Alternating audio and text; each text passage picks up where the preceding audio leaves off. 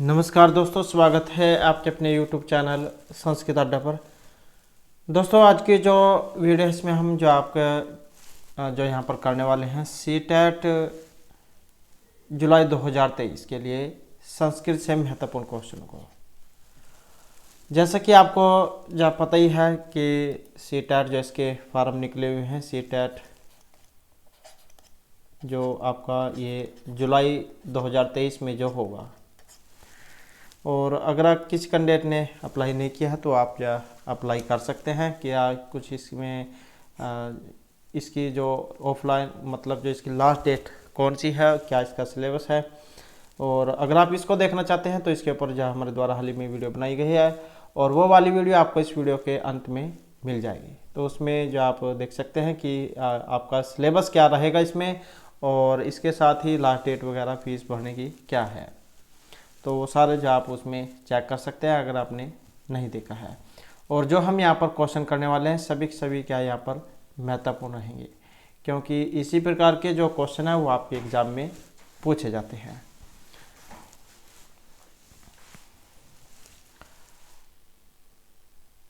तो यहाँ पर जो सबसे पहले कुछ जो यहाँ पर इनके बारे में क्वेश्चन के बारे में बताया गया है कि अभ्यर्थिना चतुर्थ भागस्य पार्ट जो 4 होगा प्रश्न नाम प्रश्न संख्या 130 उत्तरम दद्युः यदि तय संस्कृतम प्रथम भाषा रूपेण लैंग्वेज 1 चितम। जैसा कि उसमें जब आप फॉर्म फिल करोगे तो उसमें 2 भाग होते हैं, लैंग्वेज 1 और लैंग्वेज 2। तो वो आप अपने जब भी फॉर्म में फिल करोगे तब उसी के अनुसार फिर आपने आगे जो एग्ज़ाम होगा उसमें भी जब वही फिल करना होगा। अगर आप पहले भाग में यहाँ पर जो अपनी भाषा जो है संस्कृत अगर आप चुनते हैं तो आपने फिर एग्ज़ाम में भी क्या है संस्कृत प्रथम भाग वाली करनी होगी। अगर आप जो दूसरे भाग वाली जो है अगर उसमें संस्कृत आप चूज करते हैं तब फिर आपने क्या है वहाँ पर भी संस्कृत ही फिल करनी है। तो वो आप जरूर देख लेना, क्योंकि जो बहुत से कैंडिडेट के साथ ऐसे ही होता है कि पहले भाग में वे संस्कृत कर देते हैं और दूसरे भाग में हिंदी, लेकिन वो फिर जो एग्ज़ाम में क्या करते हैं वहाँ पर जाकर इनका उल्टा कर देते हैं, पहले हिंदी फिर संस्कृत, फिर उससे जो आपका सारा जो एग्ज़ाम है वो गलत हो जाता है। तो आपके रोल नंबर पर भी दिया होता है कि आपने लैंग्वेज 1 और 2 में कौन से भरा हुआ है, तो वो आप जरूर देखिएगा और उसके बाद ही फिर अपना जो क्वेश्चन पेपर है उसको शुरू कीजिएगा। तो यहाँ पर जो है सबसे पहले गद्यांश आया है, अधोलिखितम गद्यांशम पठित्वा प्रश्न नाम विकल्प आत्मक उत्तरेभ्य उचितम उत्तरम चित्वा लिखते हैं। तो सबसे पहले क्या है यहाँ पर जो गद्यांश जो दिया गया है इसमें से जो अपने क्वेश्चन जो छाटने आएंगे तो उसको देख लेते हैं। पावन सलीला नर्मदा अस्माकं प्रदेशस्य जीवनदायिनी सरितास्ति। ये जो यहाँ पर नर्मदा जो नदी है, और एक और जो एग्जाम में कई बार जो देखने को मिला है शीर्षक पूछा जाता है, तो शीर्षक जो है ये तो आपको ऊपर की पहली दूसरी लाइन में देखने को मिलेगा या फिर लास्ट में देखने को मिलेगा। तो इसको हल करने का सबसे अच्छा तरीका यही है, एक बार आप जो भी गद्यांश दिया होगा उसे आप एक बार जरूर पढ़ लें, ताकि आपको उसके बारे में पता लग पाए कि ये जो गद्यांश आया है इसमें किसके बारे में कहा गया है, क्या इसमें कहा गया है। तो जब एक बार इसको ध्यानपूर्वक आप पढ़ लोगे तब आपको सारा जो गद्यांश है वो आसानी से समझ में आ जाएगा। तो यहाँ पर क्या है, पावन सलीला नर्मदा नदी जो है उसके पवित्र जल के बारे में यहाँ पर बताया गया है। अस्माकं प्रदेश जीवनदायिनी सरितास्ति। तो जीवनदायिनी तो क्यों कहा गया है, क्योंकि इससे जो है बहुत से उद्योग धंधे, कृषि, पीने का पानी, तो सभी को बहुत से जो है यहाँ पर इसके ऊपर निर्भर करते हैं। तो इसलिए इसको पवित्र जो नदी है नर्मदा, इसको जीवनदायिनी यहाँ पर नदी कहा गया है। ऐसा ही रेवा इति नामना अपनी प्रसिद्ध, और किस नाम से भी प्रसिद्ध है, रेवा के नाम से भी। अस्य तटे अनेकानि तीर्थस्थानानि सन्ति। और इसका जो तट है, तट किसे कह देते हैं, जो किनारा होता है, उस पर क्या है अनेक तीर्थस्थान भी हैं। प्राचीन कालादेव अस्याः तटे तपस्विनां स्थानानि सन्ति। और जो प्राचीन समय है उससे प्राचीन काल आदि मतलब प्राचीन समय से ही इसके तट पर मतलब जो किनारा है इस पर तपस्वी नाम स्थान संति, जो तपस्या करते हैं ऋषि मुनि उनके क्या है स्थान है। अतः नर्मदाया परिक्रमण कृत्वा जनः आत्मानं धन्यं मन्यन्ते।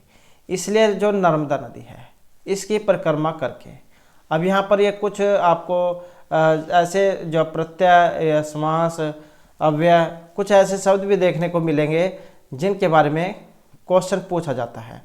जैसे मतलब ये कृत्वा है, तो कृत्वा यहाँ पर आया है, इसमें पूछ लिया जाएगा कि बताओ इसमें प्रत्यय कौन सा आया है। तो कृ धातु और कत्व प्रत्यय, तो उससे मिलकर बनेगा कृत्वा। तो अतः नर्मदाया परिक्रमण कृत्वा जनः आत्मानं धन्यं मन्यन्ते अत्यंतम नैसर्गिक सौंदर्यम दर्शनीयम। और इसलिए क्या है, यहाँ पर नर्मदा जो नदी है इसकी परिक्रमा करके लोग अपने को धन्य मानते हैं, और इसकी यही क्या जो सौंदर्य जो वो देखने योग्य दर्शनीय है। उसके बाद है अनुपुर मंडले अमरकंटक नाम पर्वत अस्ति। ये जो अनुपुर जो स्थान है, जिला है, इसमें एक अमरकंटक नाम का पर्वत है। तो ये जो स्थान है अनुपुर मंडल जिला, इसमें एक अमरकंटक नाम का क्या है, पर्वत है, पहाड़ है। ततेव नर्मदा प्रादुर्भवती है, वहीं से इसका क्या है, नर्मदा जो नदी है इसका प्रादुर्भाव माना गया, उत्पत्ति मानी गई है। तदंतर में स गहनेषु अर्णेषु उत्तुंग पर्वतेषु भ्रमणं कुर्वती ढिंढोरी मंडलम प्रविशति। और उसके बाद यह गहरे जो जंगल है, अरण्य किसको क्या देते हैं, जंगलों में, गहनेषु अरण्येषु, जो गहरे जो जंगल है, घने जो जंगल है, वन है, उनमें और ऊंचे पहाड़ों में, पर्वतों में भ्रमण करती हुई ढिंढोरी मंडल में प्रवेश करती है। ढिंढोरीतः सर्वप्रकार गत्या उच्चवच मार्गेण महाराजपुरम प्राप्नोति। और ये जो स्थान है ढिंढोरी, यहाँ से सर्वप्रकार में, सर्प कैसे होता है, जैसे ऐसे टेढ़ा मेढ़ा सा जो होता है, तो इस प्रकार में ढिंढोरी जो स्थान है वहाँ से सर्वप्रकार गत्या उच्चवच मार्गेण महाराजपुरम प्राप्नोति। ये जो महाराजपुर जो स्थान है वहाँ जाती है। तो ये क्या है, ढिंढोरी जो स्थान है वहाँ से सर्वप्रकार में उच्चवच मार्ग से महाराजपुर पहुँचती है, और ततः जाबालीपुरम अगस्ती। उसके बाद जाबालीपुर जो स्थान है वहाँ पर अगस्ती आती है। गस्ती होता जाना, गम धातु लट लकार प्रथमपुर से एक वचन, और ये अगस्ती होता है आने में, गस्ती जाना, अगस्ती आना। तो वहाँ पर जाबालीपुर जो स्थान है वहाँ पर आती है। श्वेत शिलाखंडा नाम कृते प्रसिद्ध भेड़ाघाट नाम के स्थाने धूमधार जलप्रपात स्वरूपम धार्यति। और जो ये श्वेत शिलाखंड खंडा नाम कृते, जो सफ़ेद जो वहाँ पर पत्थर हैं, शिलाखंड जो है उनके लिए प्रसिद्ध भेड़ाघाट जो ये स्थान है, वहाँ पर इस स्थान पर धुआंधार जलप्रपात के वो धारण करती है। मतलब क्या है, वहाँ पर और तेज हो जाती है, विकराल हो जाती है। तो उसके बाद क्या है कि ये श्वेत शिलाखंड नाम कृते प्रसिद्ध है भेड़ाघाट नाम के स्थान है धूमधार जलप्रपात स्वरूपम धार्यति। कि ये जो भेड़घाट जो स्थान है तथा जाबालीपुरम क्या है, उसके बाद जाबालीपुर आती है। और ये जो सफ़ेद जो चट्टानों के लिए जो जाना जाता है, श्वेत शिलाखंड नाम कृते प्रसिद्ध है, जो श्वेत शिलाखंड के लिए प्रसिद्ध है, भेड़ाघाट नाम के स्थान है। भेड़ाघाट नामक स्थान पर धुएं के रूप में या धूमधार जलपात को धारण करती है। या फिर आप इस प्रकार से इसको समझ सकते हैं कि भेड़ाघाट नामक स्थान पर यह एक धुएं के झरने का रूप ले लेती है, जो अपनी सफ़ेद चट्टानों के लिए प्रसिद्ध है। तद अवलोकनार्थम बहवः पर्यटकाः आगच्छन्ति। और इसे देखने के लिए ही यहाँ पर बहुत से पर्यटक या दर्शक जो हमें आते हैं, आगच्छन्ति आते हैं। जैसे ये यहाँ पर अत्तर आया है, ये जैसे अव्यय हो गया, अत्तर तत्तर ऐसे।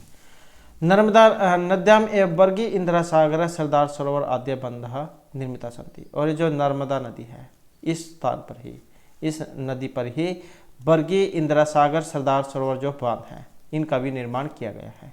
एभि बंधे विद्युत उत्पादनम भूमि सेचनम जल परिवहनम अभ्यारण्य निर्माणम पर्यटन स्थल निर्माणम इत्यादि विविध लाभ भवन्ति। और ये जो बांध जो है इनसे क्या क्या काम होते हैं, जैसे विद्युत बिजली बनाई जाती है, भूमि का सेचन होता है, मतलब जो खेती जो है उसके लिए पानी का प्रयोग किया जाता है जल परिवहन के रूप में, और अभयारण्य के निर्माण के लिए, पर्यटन स्थल के निर्माण के लिए। तो इन काम के लिए इसका प्रयोग होता है और इत्यादि विविध लाभ बनती है। तो इस प्रकार से इसके बहुत से लाभ हैं। तो इस प्रकार से क्या है यहाँ पर, अगर हम ये पूरे जो गद्यांश जो आया था इसको देखें तो जो ये नर्मदा जो नदी है इसी के महत्व के बारे में क्या है यहाँ पर इसमें बताया गया है। तो अब इससे संबंधित क्वेश्चन आ जाते हैं। तो जिसमें पहला क्वेश्चन है कि जना किम कृत्वा आत्मन धन्यम मनयन्ते। तो जैसे कि हमने सबसे ऊपर पढ़ा था, तो नर्मदा परिक्रमण कृत्वा, खजूर वृक्ष आरोह, अकंठम भोजन कृत्वा या तटे शयनम कृत्वा।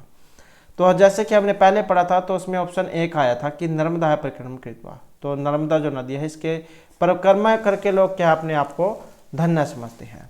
तो यही क्या यहाँ पर से इसका हो जाएगा, नर्मदा परिक्रमण कृत्वा जनात्मनम धन्य मनते। नर्मदा जो नदी है इसका जो परिक्रमा करके लोग क्या अपने आप को धन्य मानते हैं। उसके बाद जो नेक्स्ट क्वेश्चन आ जाता है, उद्भवती पदस्य समानार्थक शब्द अनुच्छेद अस्मिन प्रयुक्त तत्चित्वा लिखत। यहाँ पर उद्भवती पदस्य समानार्थक, ये एक शब्द आया है यहाँ पर, ये वाला उद्भवती, इसका समानार्थक शब्द बताना है अनुच्छेद अस्मिन। जैसे कि हमने आपको बताया था कि यहाँ पर कुछ शब्द आपको ऐसे देखने को मिलेंगे जिनके आगे क्वेश्चन पूछे जाते हैं। तो इसमें एक उद्भवती शब्द आया है, तो ये बताना है वेगेन धावती, प्रादुर्भवती, सम्मोहनम करोति या नित्यम करोति। इसका अर्थ यहाँ पर क्या है? तो इसका अर्थ जो कि ये किससे है, जो ऑप्शन बी वाला है, प्रादुर्भवती, उद्भवती प्रादुर्भवती, वहाँ से क्या है निकलना। तो इसमें बताया गया है कि अनुच्छेद में उद्भवती का समानार्थक प्रादुर्भवती होता है। उद्भवती एवं प्रादुर्भवती जो इसका जो अर्थ है उत्पन्न होने या फिर निकलने से है। क्या मतलब क्या, कौन से स्थान से ये निकलती है या उत्पन्न होती है। और वेग का मतलब क्या होता है, दौड़ने अर्थ में आता है। वेगेन धावती मतलब तेजी से दौड़ता है, नृत्यम करोति नृत्य करता है। तो ये जो यहाँ पर शब्द आए हैं इनके अर्थ है। तो इस प्रकार से जो ऑप्शन बी जो है यहाँ पर इसका माना गया है। उसके बाद है नर्मदाया अपरम नाम अपि अनुच्छेदे प्रयुक्तित्वा लिखत। ये जो नर्मदा नदी जो थी इसका दूसरा नाम भी एक हमने गद्यांश में पढ़ा था। तो वो गद्यांश में दूसरा नाम कौन सा था? तो जैसे हम यहाँ पर अगर ये जो गद्यांश जो आया है इसको देखें तो यहाँ पर आपको एक लाइन ये वाली दिखाई देगी, ऐसा रेवा अपि नामना प्रसिद्धा। तो इसका जो अन्य नाम क्या है, रेवा। तो ये रेवा क्या है, इसका दूसरा नाम है। तो अब जो यहाँ पर क्वेश्चन आया है उसको हम देख लेते हैं। तो इसका जो दूसरा नाम क्या है, तो कौन सा हो जाएगा, ऑप्शन बी वाला हो जाएगा। तो इसका दूसरा नाम क्या था, रेवा था। तो यही हमारा यहाँ पर क्या सही आंसर हो जाएगा। और इसके कुछ अन्य नाम भी हैं। तो अनुच्छेद नर्मदाया अपरम नाम रेवापि प्रयुक्त है। और अनुच्छेद में जो नर्मदा है इसका अन्य नाम क्या है, रेवा है। और इसके अन्य नाम भी है, जैसे एक तो यही हो गया रेवा, और दूसरा सम उद्भव हो गया, मेकल कन्या हो गया। इसके अलावा जो सुता होता है, मत जो पुत्री को कह देते हैं, तो पुत्री, तन्या, आत्मजा और भी बहुत से नाम हैं बेटी के, लड़की का देते हैं। उसके बाद है तटम। तटम क्या होता है, किनारा, कूल कह देते हैं। और सिंही, सिंहनी, ये सिंह जो मतलब पुल्लिंग और सिंहनी स्त्रीलिंग, तो ये स्त्रीलिंग में है सिंहनी। उसके बाद है अमरकंटम कंटकम नामक पर्वत है कुतरास्ति। ये जो अमरकंटक का जो इसमें वर्णन हुआ था, ये पर्वत है, पहाड़ है, कहाँ पर है, नूपुर मंडल में है, प्रभा मंडल में है, अनूपपुर मंडल में है या श्रृंगाला से गुहयाम। तो अमरकंटक जो नामक पर्वत है ये कहाँ पर है, और इसमें एक शब्द स्थान आया था अनूपपुर मंडल सबसे पहले ही। तो ये कहाँ पर है, अनूपपुर मंडल में। तो अमरकंटक नामक पर्वत है अनूपपुर मंडले अस्ति। अनूपपुर मंडल में अमरकंटक नाम का पर्वत है। उसके बाद जो नेक्स्ट जो हमारा यहाँ पर क्वेश्चन है, तो इसमें डिंडोरी स्थानात इत्यस्य कृते का शब्दानुच्छेद प्रयुक्त है। एक इसमें स्थान आया था ये वाला डिंडोरी। तो इस स्थान से, इस स्थान के लिए किस शब्द का प्रयोग यहाँ पर किया गया है। डिंडोरी स्थानात इत्यस्य कृते का शब्द है अनुच्छेद प्रयुक्त है। डिंडोरितः, कावेरितः, महरोलितः या मनोहरस्य गृहतः। तो डंडोरी का एक इसमें जो है दूसरा शब्द आया था जो विभक्ति लगाकर वगैरह जो इसमें बना हुआ था, तो वही पूछा गया यहाँ पर। तो इसमें था ऑप्शन ए वाला, तो डिंडोरिता है। तो डिंडोरिता स्थानीय तिष्य कृत्य, डिंडोरी जो है इसका डिंडोरिता बना है इस अनुच्छेद में। उसके बाद है तत्द्रष्टुम या तद्द्रष्टुम इत्यस्य कृते क शब्द अनुच्छेदे अस्मिन् प्रयुक्त है। तो इसके लिए किस शब्द का यहाँ पर प्रयोग किया गया है इस अनुच्छेद में? तद्द्रष्टुम इत्यस्य कृते क शब्द अनुच्छेदे अस्मिन् प्रयुक्त है। तद अवलोकनार्थम, तस्मात् भीतः, आकाशपतितम या केशवम प्रति। तो इसका अर्थ यहाँ पर क्या लिया गया है इस अनुच्छेद में? और इसमें जो तद्द्रष्टुम आया है तो इसका रहेगा कौन सा? ऑप्शन ए वाला। द्रष्टुम जो है ये वाला, इसका मतलब होता है अवलोकन करने के लिए। तो ये अवलोकन जो होता है देखना, उसके लिए है। और ये जो तस्मात् भीत आया है तो यहाँ पर क्या है? भी धातु है डरने अर्थ में, पंचमी भक्ति जो इसके योग में लगती है, तो इसका मतलब होता है उससे डरा हुआ। और आकाशपतितम, यहाँ पर भी पंचमी भक्ति है इसमें, आकाशपतितम मतलब आकाश से गिरा हुआ। और केशवम प्रति, तो यह है केशव की और केशव के प्रति। तो यह तद्द्रष्टुम, अगर यहाँ पर देखिए इसमें भी प्रत्यय अगर हम देखें तो क्या है? धातु कौन सी है? दृढ़ धातु और तुमन प्रत्यय द्रष्टुम। पश्यति पश्यता जैसे इसके रूप चलते हैं।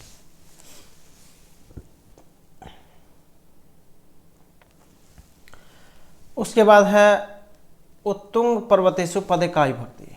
ये जो उत्तुंग पर्वत है इसमें विभक्ति कौन सी है? प्रथमा, सप्तमी, तृतीय या चतुर्थी।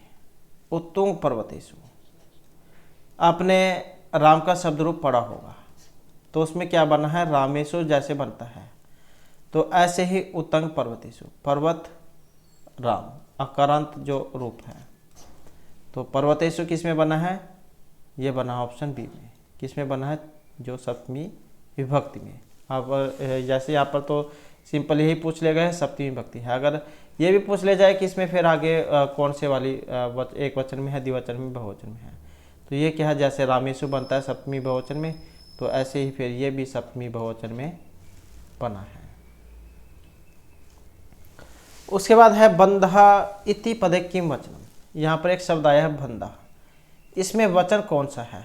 एक वचन है, बहुवचन है, द्विवचन है, एक वचन, द्विवचन, बहुवचन, या फिर आप कुछ और भी लगा सकते हैं। श्रृंगार वचन तो यहाँ पर कोई नहीं होता है, तो उभय वचन लगा लो, तो कुछ भी लगा लो, या इनमें से कोई सा भी नहीं।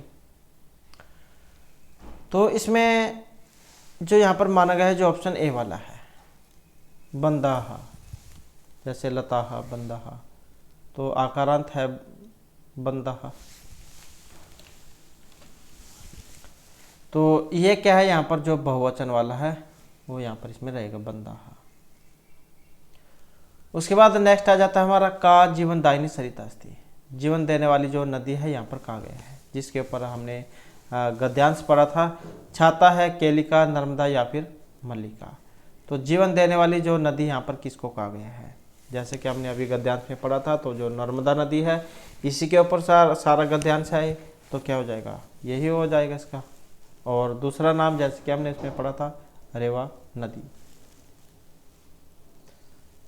और उसके बाद जो हमारे यहाँ पर ये श्लोक है, अधोलिखितान श्लोकान पठित्वा प्रश्नाम विकल्पात्मक उत्तरेभ्य उचितम उत्तरम चित्वा लिखत। तो जैसे इसमें आपको गद्यांश भी आएंगे, पद्यांश भी आएंगे, दोनों में से क्वेश्चन छांटने होंगे आपने। तो यहाँ पर कुछ ये पद्यांश आए हैं, जैसे विकृतिम नैव गच्छन्ति संग दोषेन साधुहा, अवेष्टितम महासर्पे चंद्रम न विषायते है। तो यहाँ पर जो दुष्ट व्यक्ति और जो सज्जन व्यक्ति है इनके बारे में बताया गया है।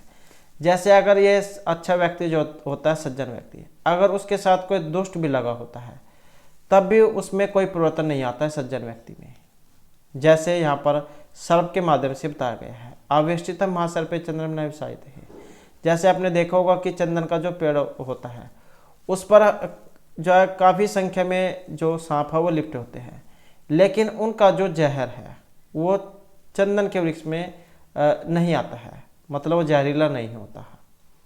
तो यहीं पर इसी प्रकार से यहाँ पर इसके माध्यम से जो अच्छे व्यक्ति हैं इनके बारे में बताया गया कि अच्छे व्यक्ति जो होते हैं अगर उनके साथ कोई दुष्ट व्यक्ति लगा भी हो तब भी सज्जन व्यक्ति उसमें अपना जो स्वभाव है वो नहीं छोड़ते हैं, उनमें कोई परिवर्तन नहीं होता है।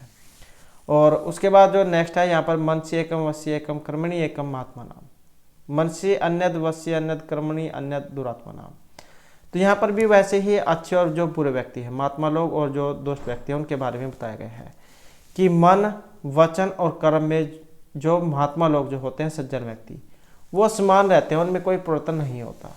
लेकिन जो दुष्ट व्यक्ति जो होते हैं, बुरे आत्मा वाले दुष्ट व्यक्ति, उनका मन वचन और कर्म से अलग होता है, मतलब वे कहेंगे कुछ और करेंगे कुछ और, तो उनके बात पर क्या भी विश्वास नहीं किया जा सकता।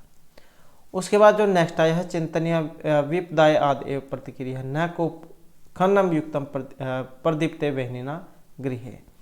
तो यहाँ पर भी कोई जो विपत्ति जो है उसके बारे में बताया गया है कि चिंतनीय विपत्त्याद एवं प्रतिक्रिया, कि कोई भी मुसीबत आने से पहले ही उसके बारे में सोच लेना चाहिए कि न कुपकर्णम युक्तम प्रदीप्ते वहनिना गृहे, क्योंकि अगर घर में आग लगी हो तब उसके बाद कुआं खोदने से कोई फायदा नहीं। तो उस कोई भी विपत्ति है, कोई भी काम है, उसके करने से पहले उसके अच्छे बुरे के बारे में आपने पहले ही सोच लेना चाहिए, क्योंकि अगर कोई मुसीबत आ जाए तब साथ के साथ में कोई काम नहीं होता। तो जैसे यहाँ पर अगर किसी के घर में आग लगी है तो उससे पहले ही उसके बारे में सोचा जाए कि उस आग को कैसे बुझाया जा सकता है, न कि टाइम के टाइम क्या है कुआं खोदने लग जाओ या जो नल है वो आप वो कह सकते हैं कि नलका लगाने लग जाओ या बोर करने लग जाओ, तो इतनी देर में तो सारा काम ही हो जाएगा। तो कोई भी विपत्ति है उससे पहले ही उसके बारे में सोचें। उसके बाद है सेवितव्य महावृक्ष फल छाया स्मृत है यदि देवत फलम नास्ति छाया के निवारित है। तो यहाँ पर भी क्या है जो पेड़ है उसके बारे में बताया गया है, महान अच्छा जो व्यक्ति होते हैं उसी के बारे में कह सकते हैं कि सेवितव्य महावृक्ष फल छाया स्मृत है, कि सेवा करनी चाहिए महान वृक्ष की जो फल और छाया देते हैं, कि फल और छाया देने वाले महान वृक्ष की सेवा करनी चाहिए। यदि देवात फलम नास्ति, यदि भाग्य के कारण क्या है उस पर किसी भी कारण से क्या फल न लगे तो फिर भी छाया को कोई नहीं रोक सकता, क्योंकि छाया तो जरूर होगी ही अगर उस पर फल भी न लगे। तो वही जो यहाँ पर इसमें बताया गया है। उसके बाद है सर्प दुर्जन मध्य वरम सर्प है न दुर्जनम सर्प दस्ती काले दुर्जन है तो पदे पदे। यहाँ पर भी वैसे ही अच्छा बुरा व्यक्ति जो उनके माध्यम से यहाँ पर इसमें बताया गया है सर्प और दुर्जन, सांप और जो दुष्ट व्यक्ति है, इनके बीच में अगर हम देखें तुलना करें तो जो ये सांप है उसी को अच्छा माना गया है, वरम सर्प है, सर्प और दुर्जन मध्य वरम सर्प है, कि सांप और दुष्ट व्यक्ति के बीच में सांप ही अच्छा होता है, न कि दुष्ट व्यक्ति जो धोखा देने वाला कह सकते हैं आप। सर्प दस्ती कालेन दुर्जन तो पदे पदे, सांप क्या है वो तो केवल एक बार ही डसेगा, लेकिन जो दुष्ट व्यक्ति होगा धोखा देने वाला, पीठ पीछे जा छुरा बपने वाला कह सकते हैं, वो क्या प्रत्येक पग पर मारता रहेगा। बहुत से उदाहरण जो यहाँ पर इसमें लिए जाते हैं, ऐसे बहुत से मित्र भी होंगे किसी के कि जो सामने कुछ और है और पीठ पीछे कुछ और है। तो ऐसे दुष्ट व्यक्ति के बारे में ही यहाँ पर जैसे में बताया गया है कि अगर सांप और दुष्ट व्यक्ति किसी का मित्र हो तो उसमें सांप ही ज़्यादा अच्छा है, क्योंकि वो तो सिर्फ एक ही बार दुख देगा, लेकिन दुष्ट क्या है वो बार बार जो भी कोई काम करेगा उसमें अड़चन अड़ाता रहेगा। उसके बाद यस्मिन देश न समान न प्रीति न भांत न च विद्यागम कश्चित न तत्तर दिव समचेत, कि जिस देश में न सम्मान कोई सम्मान नहीं होता है, आदर कह सकते हैं, न किसी के कोई प्रेम करता है, न कोई किसी के बंधु मित्र हैं, और न च विद्यागम है कश्चित, और न ही कोई विद्या को जानने वाला है, पढ़ने वाला है, तो उस स्थान पर एक दिन भी नहीं रहना चाहिए। तो इस प्रकार से जो है यहाँ पर ये श्लोक जो है इनमें कहा गया है। और फिर उसके बाद जो इन्हीं के ही यहाँ पर आगे क्वेश्चन जो आए हैं, जैसे यहाँ पर पहला क्वेश्चन है, तो यहाँ हमारा जो क्वेश्चन है कि केशा मनसी वश्य कर्मणि च ऐक्यम भवति, तो किन के मन में वचन में और कर्म में ये एक होते हैं, मतलब वो क्या है, तीनों में एक समान होते हैं। दुंदुभि नाम, महात्मा नाम, किरण का नाम या फल कृति नाम। तो जैसे कि हमने यहाँ पर ऊपर जो पद्यांश जो आया था उसमें पढ़ा था, जो अच्छे व्यक्ति और जो बुरे व्यक्ति थे उनके बारे में बताया गया था। तो जो महात्मा जो है, जो महात्मा लोग जो होते हैं वही क्या है, मन वचन और कर्म में एक होते हैं। जो बात कह दी तो कह दी, लेकिन जो दुष्ट व्यक्ति होते हैं वो कहते कुछ और हैं और करते कुछ और हैं। तो यहाँ पर जो अच्छे व्यक्ति जो है, सज्जन व्यक्ति, महात्मा लोग, उनके बारे में ये कहा गया था कि महात्मा नाम मन शिवस्य कर्मणि च ऐक्यम भवति, महान आत्मा वाले लोग मन वाणी और कर्म में एक होते हैं। उसके बाद जो नेक्स्ट आ जाता है, वहनीना प्रदीप्ते गृह किम न युक्तम भवति, अगर घर में आग लग जाए उसके बाद क्या करना सही नहीं होता है। जल को संरक्षण करना, इकट्ठा करना, कूप खनन, कुआं खोदना, शोर कर्म, या केवल धावना, केवल दौड़ना। तो आग लगने पर क्या काम करना सही नहीं है, और वो है ऑप्शन बी वाला, कुआं को खोदना। क्योंकि कोई भी काम है उसको लाभ हानि को पहले ही देखकर चलें, क्योंकि अगर कहीं पर आग लगी हो और उसके बाद अगर आप जो कुआं खोदते रहोगे तो इतने में तो जो है सारा काम हो जाएगा, इतने में आपका कुआं खोदेगा। तो वहनीना प्रदीप्ते गृह कूप खनन युक्तम। उसके बाद आ जाता है तव्यत प्रत्यय युक्त शब्द हैं। तो ये जो तव्यत जो प्रत्यय है इससे युक्त शब्द बताना है, इनमें कौन से वाला है। अनियर, सेवनीय है, पठनीय है, सेवितव्य या फिर पर्वत है। तो तव्यत जो यहाँ पर प्रत्यय, इसका तव्य शेष बचता है, ये वाला तव्य, ये शेष बचेगा इसका। तो वही आसानी से आप इसकी पहचान कर सकते हैं। बाद में तव्य लगा हुआ इनमें देख ले किस में है। ये अनियर प्रत्यय जो है उसका उदाहरण है, अनियर, अनियर, क्योंकि इसका क्या है, अनियर शेष बचता है और जो हलंत है उसका लोप हो जाता है, चाहे इसमें कोई सा भी है, चाहे यहाँ पर है या कोई सा भी अन्य प्रत्यय है। जैसे तव्यत है, तव्यत में बाद वाला ता हलंत है तो इसका लोप हो जाता है। जैसे ये तव्यत है तो ये बाद वाला लोप होकर इसके पहले वाला जाए माना जाएगा। तो ऐसे ही यहाँ पर तव्यत, यहाँ पर अनियर में रा का लोप हो जाएगा, सेवनीय पठनीय बना है। तो ये तव्यत होने पर सेवितव्य जो यहाँ पर इसका बनेगा। और ये जो तव्यत प्रत्यय है चाहिए अर्थ में ये होता है, तव्य शेष बचेगा, जैसे यहाँ पर भी अन्य उदाहरण इसके बताए गए हैं। उसके बाद है दर्शनम करोति इति पदस्य समानार्थक शब्द श्लोके प्रयुक्त तच्चित्व लिखत। दर्शनम करोति इति पदस्य है, ये जो दर्शनम करोति जो आया है इस पद का जो समानार्थक जो है वो आपने बताना है श्लोक में कौन से वाला आया था। खादति, दस्ति, भक्षति, खादनम करोति। तो दर्शनम करोति का क्या अर्थ होता है। दर्शनम करोति का जो अर्थ है, जो हमने यहाँ पर सांप वाला जो एक जो श्लोक जो आया था, पद्यांश जो आया था, जिसमें हमने पढ़ा था कि दुष्ट व्यक्ति क्या है, वो प्रत्येक जो मतलब पग है, प्रत्येक पग पर क्या है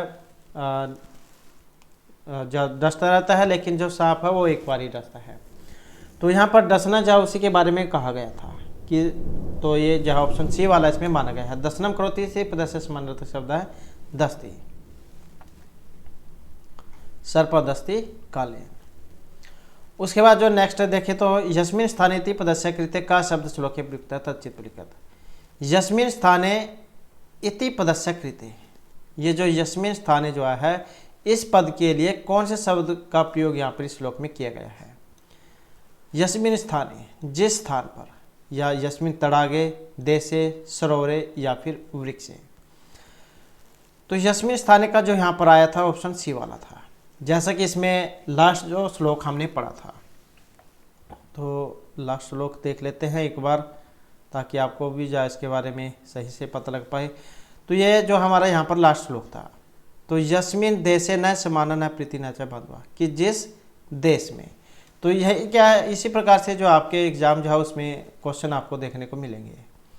तो ये जो यहाँ पर पूछा गया यस्मिन स्थाने जो यहाँ पर आया है, इसके स्थान पर कौन से शब्द का प्रयोग वहाँ पर हुआ है, तो था यस्मिन् देशे, जिस देश में। यस्मिन् देशे शब्दाश्लोके प्रयुक्त हैं। यस्मिन् देशे न समान न प्रीति न बांधवः न च विद्यागम है कश्चित न तत्र दिवसम विषेद।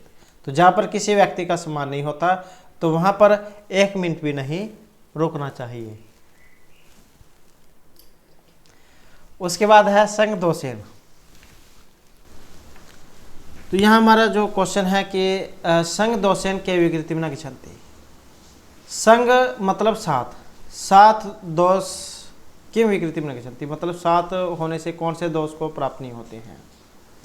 मानवः साधवः जंतवः या द्वंद्वकर्णी है।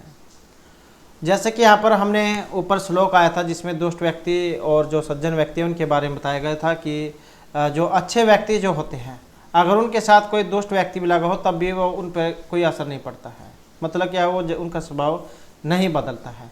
जैसे इसमें उदाहरण दिया गया था जो चंदन के वृक्ष होते हैं उन पर क्या हजारों की संख्या में, काफ़ी संख्या में जो सांपों लिपटे होते हैं, लेकिन वो उनका जो पेड़ है वो विष को धारण नहीं करता है। तो इसी प्रकार से जो यहाँ पर जो सज्जन जो व्यक्ति हैं उनके बारे में बताया गया था, तो कौन सा ऑप्शन सी वाला इसका मान रहेगा यहाँ पर साधवः। सत्संगति के दोष का असर साधु जन ज्योतिहन पर नहीं पड़ता है। उसके बाद आ जाता है मातृभाषा आधारित बहुभाषावाद नाम की। तो यहाँ पर इसमें क्या है, पैडागोजी जो है उससे भी क्वेश्चन जाए आपके एग्जाम में जरूर आएंगे। तो ये पैडागोजी जो है उससे क्वेश्चन है। तो मातृभाषा आधारित बहुभाषावाद है नाम की। केवलम मातृभाषाया अधिगम है, मातृभाषा माध्यमेन अधिगम, प्रथम मातृभाषाया अधिगम तदंतरम अधिकानां भाषाणां योग है, अनेका भाषाणां विदेशी भाषाणां च मातृभाषा रूपेण अध्ययनम। तो एक और जो आप याद रखिएगा, अगर एग्जाम में केवल दिया गया हो तो ऐसे कभी भी कैसे आंसर नहीं होते हैं, केवल अगर आपको इस प्रकार का दिखाई दे। तो यहाँ पर जो इसमें मातृभाषा जो है, क्योंकि आपने पढ़ा भी होगा पैडागोजी में, उसमें कहा जाता है कि सबसे पहले जो शिक्षा जो दी जानी चाहिए वो मातृभाषा जो उसी में दी जानी चाहिए, क्योंकि इसी की जो है पकड़ जो है बच्चे की ज़्यादा होती है, उसमें जल्दी सीखता भी है। तो इसमें जो यहाँ पर माना गया है जो ऑप्शन सी वाला है कि प्रथम मातृभाषा या अधिगम है तदंतरम अधिकानां भाषाणां योग है। सबसे पहले मातृभाषा में शिक्षण हो, उसके बाद अन्य भाषाओं में। तो वही जा यहाँ पर इसमें भी कहा गया है मातृभाषा आधारित है बहुभाषावाद नाम प्रथम मातृभाषाया अधिगम है तदंतरम अधिकानां भाषाणां योग है। मातृभाषा पर आधारित बहुभाषावाद का तात्पर्य जो है पहले बालक को मातृभाषा में शिक्षा दी जानी चाहिए, उसके बाद अधिक भाषाओं में सिखाया जाना चाहिए। बालक ये किसी बात को अपनी मातृभाषा में समुचित रूप से सीखते हैं। उसके बाद है विद्यालय भाषा शिक्षा नीति ज्ञायते, बहुभाषी शिक्षा, शिक्षायाम भाषा, मातृभाषा आधारित बहुभाषावाद या त्रिभाषा सूत्रम। तो विद्यालय भाषा में शिक्षा नीति को जाना जाता है, और शिक्षा नीति जो यहाँ पर इसमें कहा गई है ऑप्शन डी वाली, त्रिभाषा सूत्र के रूप में। तो विद्यालय भाषा शिक्षा नीति त्रिभाषा सूत्र मिति ज्ञायते, विद्यालय भाषा की शिक्षा नीति त्रिभाषा सूत्र के अनुसार होनी चाहिए। और जो त्रिभाषा सूत्र है इसके अंतर्गत 3 भाषाएं को माना गया है। 3 भाषाएं कौन कौन सी है, मातृभाषा हो गई, वहाँ का जो प्रांत है उसकी भाषा, और अंग्रेजी भाषा। तो ये त्रिसूत्र जो इन भाषाओं को लेकर माना गया, मातृ, प्रांतीय और अंग्रेजी भाषा। उसके बाद है समुच्चय भाषा उपागम हस्ति, विद्यार्थी नाम भाषाधिगम भवति अक्षर ध्वनि ज्ञानांतरम, शब्दानाम समूहानाम वाक्यानाम च ज्ञानेन इति अवधारणा। विद्यार्थी नाम भाषाधिगम है भवति भाषे खंडेभ्यः अनन्तरम ते वर्णानाम अक्षराणाम च बोधम कुर्वन्ति इति अवधारणा। या भाषाधिगमस्य आरम्भः भवति लघुम मतेन एकेन वर्णमालायाः अक्षरेण इति अवधारणा, या फिर सर्वाः भाषाः समान मार्गेण एव अधिगम्यन्ते इति अवधारणा। तो यहाँ पर जो है इसमें कौन से वाला माना गया है, और इसमें देखें तो जो हमारा ऑप्शन बी वाला है, समुच्चय भाषा उपागम के रूप में जो ऑप्शन बी को यहाँ पर माना गया है कि विद्यार्थी नाम भाषाधिगम भवति भाषे खंडेभ्यः अनन्तरम ते वर्णानाम अक्षराणाम च बोधं कुर्वन्ति इति अवधारणा। तो कि विद्यार्थियों में क्या भाषाधिगम होता है, और भाषा को खंड में विभक्त करने के बाद वे वर्णों और अक्षरों को जानते हैं, और यही अवधारणा समुच्च भाषा का उपागम है। उसके बाद है भाषा अधिगमार्थम, भाषा जो है उसको पढ़ने के लिए, जानने के लिए। कंठस्थीकरणम अंग रूपेण भाषा शिक्षण से का उपागम है स्वीकरोति, संरचनात्मक उपागम है, व्याकरण अनुवाद पद्धति, संप्रेषणात्मक उपागम है, या फिर संपूर्ण शारीरिक प्रतिक्रिया। तो भाषा अधिगमार्थम और कंठस्थीकरणम अंग रूपेण भाषा शिक्षण से का उपागम है स्वीकरोति। तो यहाँ पर जो इसमें उपागम जो स्वीकार किया गया है, तो ये ऑप्शन बी को माना गया है, व्याकरण अनुवाद पद्धति को। तो भाषा अधिगम के अर्थ में कंठस्थीकरण के अंग के रूप में भाषा शिक्षण में व्याकरण अनुवाद पद्धति को स्वीकार किया गया है। व्याकरण क्या है? ये भाषा की आत्मा है। वेद अंगों में व्याकरण की प्रधानता विद्यमान है। वेद के अंग, वेद के जो है 6 अंग होते हैं, शिक्षा, कल्प, व्याकरण, ज्योतिष और छंद। तो ये 6 अंग होते हैं। वेद अंगों में व्याकरण जो है इसकी प्रधानता मानी गई है, ये विद्यमान है। व्याकरण जो है वेद पुरुष के मुख से उत्पन्न हुई मानी गई है। तो जैसे हमने पढ़ा शिक्षा, कल्प, व्याकरण, तो वेद पुरुष जो है उसके अलग अलग अंग से इनकी उत्पत्ति मानी गई है। तो व्याकरण जो है ये वेद पुरुष के मुख से उत्पन्न हुई है, इसलिए कहा भी गया है मुखम व्याकरणम समृतम। उसके बाद जो नेक्स्ट आ जाता है, काव्य एक भाषा शिक्षिका अस्ति। काव्य क्या एक भाषा शिक्षिका है, और स विषय अनुगुणम शब्दानाम आहरणम कर्तुम तेषाम सहगामी शब्दानाम च आहरणम कर्तुम छत्रान् निर्दिशति। ऐसा योजना पद्धति ज्ञायते। तो क्या है? एक भाषा शिक्षिका है, और विषय अनुगुण शब्दों को आहरण कर्तुम और तेषाम समागम शब्दानाम च आहरण कर्तुम छत्रान् निर्दिशति। तो छात्रों को क्या निर्देश करती है, और इस प्रकार की योजना या पद्धति को जाना जाता है। तो इसे जाइन में क्या कहा जाता है? विन्यास है, शब्द क्रीड़ा, शब्द झारिया, शब्द निर्माण है। तो इसे जो यहाँ पर कहा गया है, जो ऑप्शन ए वाला है, तो क्या है? विन्यास पद्धति इसको कहा गया है कि काव्य एक भाषा शिक्षिका है, और सब विषय गुणम शब्दानाम अपहरण कर्तुम तेषाम सहगामी शब्दानाम च आहरण कर्तुम छात्रान् निर्दिशति। कि काव्य एक भाषा शिक्षिका है, और वह विषय के अनुसार शब्दों का आहरण करके उससे संबंधित शब्दों को आहरण करने के लिए छात्रों को निर्देश देती है, और इस प्रकार की जो पद्धति होगी इसको विन्यास योजना पद्धति कहा जाएगा। उसके बाद है छात्राणाम भाषा दक्षताया परीक्षणम कर्तुम। छात्राणाम भाषा दक्षताया परीक्षणम कर्तुम शिक्षिका एकम प्रश्न पत्रम प्रस्तौति इति। सा प्रत्येकम पंचम पदम प्रत्यहृत्य एकम परिच्छेदम ददाति। छात्रान् पंचम तत्रिक्त स्थानम पूरितुम छात्रान् निर्दिशति। एवं प्रकार का परीक्षा विधि ज्ञायते। छात्राणाम भाषा दक्षता परीक्षण, छात्रों की जो भाषा की जो दक्षता है, कुशलता, उसको जांचने के लिए, उसका परीक्षण करने के लिए शिक्षिका एक प्रश्न पत्र प्रस्तुत करती है, मतलब देती है।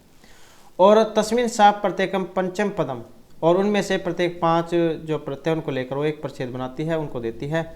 और छात्रान पंचम तत्रिक्त स्थान पूरितुम छात्र, और उनको फिर क्या है पूरा करने के लिए देती है। तो इस प्रकार की जो परीक्षा जो ली जाएगी उसको क्या कहा जाएगा? अबोधपूर्वक पठनम, शब्द ज्ञान परीक्षा, शून्य स्थान पूर्णम या क्लोज परीक्षा। तो इस प्रकार की जो परीक्षा होती है जिसमें ऐसे जो फिल करने के लिए दिए जाते हैं, तो उसको जो यहाँ पर माना गया है जो ऑप्शन डी वाला है, तो क्या है क्लोज परीक्षा जो है उसको यहाँ पर कहा गया है। तो छात्राणां भाषा दक्षता परीक्षण कर्तुम शिक्षिका एकम प्रश्न पत्रम प्रस्तौति तस्मिन् सा प्रत्येकम पंचम पदम प्रत्याहृत्य एकम परिच्छेदम ददाति। छात्राणां पंचम तत्रिक्त स्थानं पूरितुम छात्रान् निर्दिशति। एवं प्रकार परीक्षा विधि क्लोज परीक्षा इति ज्ञायते। तो जिसमें आपने अगर हाल ही में जो KVS या उसका एग्जाम दिया गया होगा, तो उसमें क्या है गद्यांश आए हुए थे, और बीच में क्या रिक्त स्थान थे वो जो आपने फिल करने थे। तो इसी प्रकार से जो है यहाँ पर इसमें ये जो आप गद्यांश दिया गया है जो फिल करना है। उसके बाद आ जाता है संभाषण समय उच्चतेन उच्चारणेन सह समुचित शब्दानां समुचित कर्मेण प्रयोग है। संभाषण के समय में उचित उच्चारण के साथ और उचित शब्दों के उचित प्रयोग का जो क्रम है, क्रम प्रयोग क्या है? संकेत भाषा, संभाषण प्रक्रिया, भाषा व्यापार या प्रयोग आधारित भाषा। तो इसे जो है यहाँ पर इनमें क्या कहा गया है। और इनमें देखें तो जो इसका रहेगा ऑप्शन बी वाला, तो संभाषण समय में उचित उच्चारण से है, समुचित शब्दानाम समुचित कर्मेण प्रयोग है। उचित उच्चारण उचित शब्दों का और सही क्रम रूप में प्रयोग जो है ये संभाषण की प्रक्रिया यहाँ पर इसमें माना गया है। तो संभाषण के समय उचित उच्चारण के साथ, संभाषण क्या है, जैसे आप आपस में बातचीत कर रहे हैं, तो संभाषण के समय उचित उच्चारण के साथ समुचित शब्दों का और समुचित क्रम में प्रयोग संभाषण प्रक्रिया कहलाता है। और संभाषण के समय में किसी भी शब्दों का स्पष्ट उच्चारण करके उसको यथाक्रम में रखना चाहिए। उसके बाद जो नेक्स्ट आ जाता है, कथक कथानकम एकम शिक्षण शास्त्रीय उपकरणम अस्ति। कथक कथानक क्या है, एक शिक्षण शास्त्रीय उपकरण है और तस्य उपयोग क्रियते, और उसका उपयोग किया जाता है। श्रवण गतिविधो छात्रा नियोजितम, ये शायद यहाँ पर गति होगा, गतिविधो छात्राणां संभाषण कौशलस्य विकासार्थम भाषा साहित्य कौशलस्य विकासार्थम कक्षायाम अनुशासन पालितुम। तो कथक कथानकम एकम शिक्षण शास्त्रीय उपकरणम अस्ति और तस्य उपयोग क्रियते, उसका उपयोग किया जाता है। और इनमें देखें तो जो ऑप्शन सी है, भाषा साहित्य कौशल के विकास के लिए। क्या कथक कथानक क्या है, एक शिक्षण शास्त्रीय उपकरण है, इसके उपयोग से भाषा साहित्य का विकास होता है। उसके बाद जो है ससंदर्भ व्याकरणम नाम, ससंदर्भ व्याकरण कहा गया है। पुनः पुनः अभ्यास बलेन व्याकरण से अधिगमनम पूर्वम रूपाणाम ज्ञानम अनंतरम प्रयोगम इति प्रवृत्ति ही स्वाभाविक भाषा उदाहरणेषु रूपाणाम परिचय तथा च संदर्भे तेषाम अध्ययनम व्यवस्थित संचार माध्यमे रूपाणाम अधिगमनम येन विद्यार्थी क्रम से विकास प्राप्त होती। तो ससंदर्भ व्याकरण ये नाम है और इनमें जो कहा गया है तो जो ऑप्शन सी वाला है, स्वाभाविक भाषा उदाहरणेषु रूपाणाम परिचय, स्वाभाविक भाषा के उदाहरणों में रूपों का परिचय और संदर्भ तेषाम अध्ययन, संदर्भ के अनुसार अध्ययन। उसके बाद जो नेक्स्ट आ जाता है, अधोलिखितेषु कस्य कौशल विकासार्थम लेखनम इत्यस्मिन् ग्रहणं न भवेत्। तो इनमें से कौशल विकास के लिए लेखनम इत्यस्य ग्रहणम न भवेत्, तो किसका ग्रहण नहीं होना चाहिए? व्याख्यान समय टिप्पणी संकलन, पठन के समय में टिप्पणी लेखन, सारांश लेखन या कस्यचित कार्यक्रम से कृत योजना पत्र लेखनम।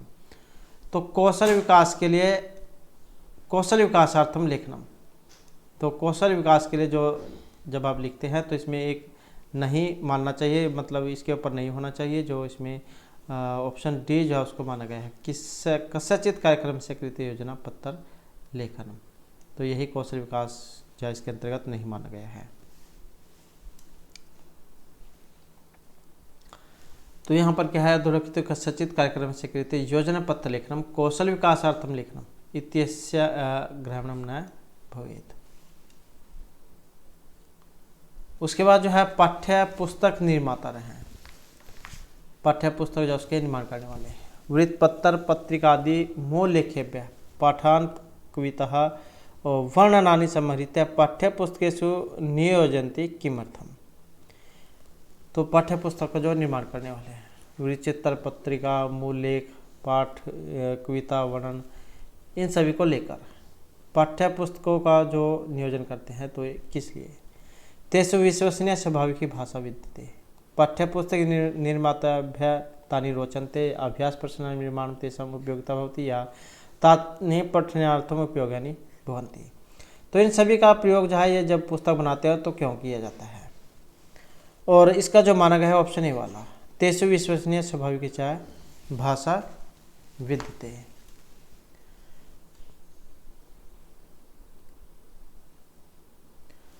उसके बाद है शिक्षिका एक पाठम स्वगत्या पढ़ती।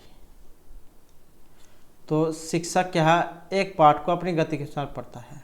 विद्यार्थिनः समूहेषु विभज्य मुख्य बिंदून् आदाय पाठस्य पुनः निर्माणं कुर्वन्ति एवं विधम कार्यमस्ति। एक शिक्षक क्या है, एक पाठ को अपनी गति के अनुसार पढ़ता है और विद्यार्थियों से समूह में उसको बांटकर मुख्य बिंदुओं को लेकर पाठ को पुनः निर्माण करने के लिए कहते हैं। तो इस प्रकार का जो कार्य होता है उसको क्या कहा गया है? श्रुतलेख, व्याकरण श्रुतलेख है, कार्यस्य पुनः लेखनम या पारस्परिक श्रुतलेख है। तो इसको जो है यहाँ पर क्या कहा गया है, किसके अंतर्गत ये आता है। और इसमें देखें तो जो ऑप्शन बी वाला है, तो व्याकरण श्रुत लेख जो उसके अंतर्गत इसको माना गया है। तो शिक्षक क्या है? शिक्षक एक पाठ स्वयं पढ़ता है, विद्यार्थियों को समूह में बांटकर मुख्य बिंदु देकर पाठ का पुनः निर्माण करता है। इस प्रकार का जो कार्य है ये व्याकरण श्रुत लेख के अंतर्गत माना गया है। उसके बाद है प्रथम भाषा विकास साधारणतः ज्ञाते हैं। प्रथम भाषा का विकास साधारण रूप में जाना जाता है अधिगम, परिवर्धनम, अधिग्रहणम या संज्ञानम। तो प्रथम भाषा विकास, और इसको जो कहा गया है, जो ऑप्शन है यहाँ पर बी वाला, तो इसे अधिग्रहण कहा गया है, प्रथम भाषा का विकास। उसके बाद आ जाता है कस्यचित् शिक्षकायाः कक्षायां छात्राणां मातृभाषा विभिन्ना सन्ति स प्रत्येकं छात्रं स्वभाषया परस्परम् अभिवादितुं निर्दिशति।